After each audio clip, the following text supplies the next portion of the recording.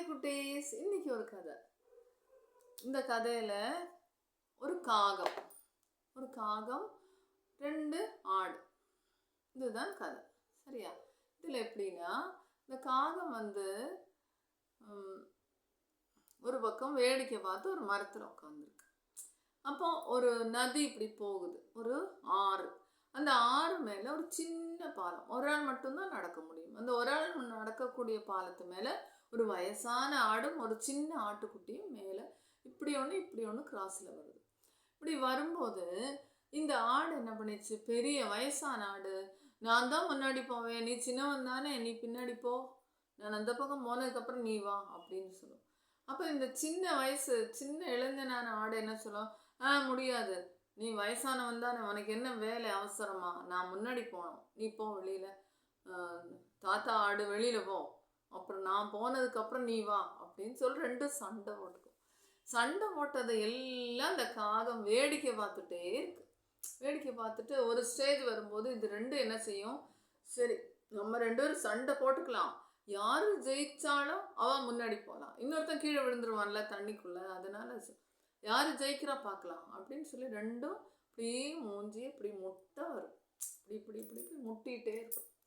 அப்படி இருக்கும் பொழுது இந்த காகம் அங்கேருந்து பறந்து இரு 2 ஆடுகளும் நகருங்க, நான் நடுவில் உட்காந்துட்டு இந்த கீழாடை பார்த்து கேட்கும், வயசாச்சு இல்லை உனக்கு, நீ நீயா இருந்தால் என்ன சொல்லியிருப்பேன் தெரியுமா, இளைஞனே உனக்கு நிறைய வேலை இருக்குது, நான் பின்னாடி போகிறேன், நீ போ அப்புறம் போகிறேன்னு சொல்லியிருப்பேன் அப்படின்னு சொல்லி.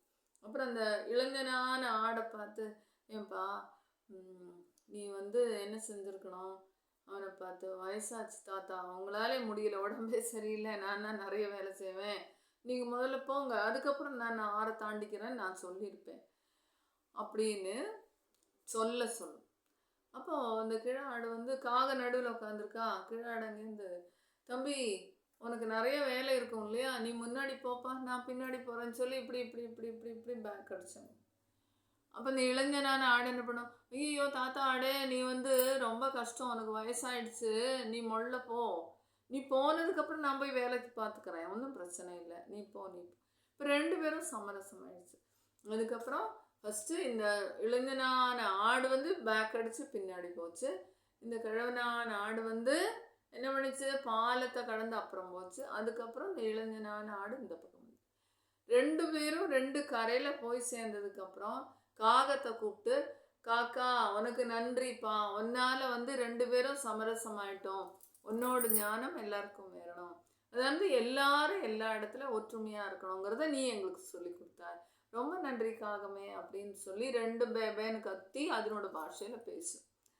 இதுலேருந்து என்ன தெரியறது, எல்லாருமே குழந்தைகளும் சரி பெரியவங்களும் சரி ஒற்றுமையாக இருந்தால் எந்த சலசலப்பும் இருக்காது, எந்த பிரச்சனையும் இருக்காதுங்கிறத இந்த கதையிலேருந்து புரிஞ்சுக்கலாம். ஓகே, பாய், ராம் ராம்.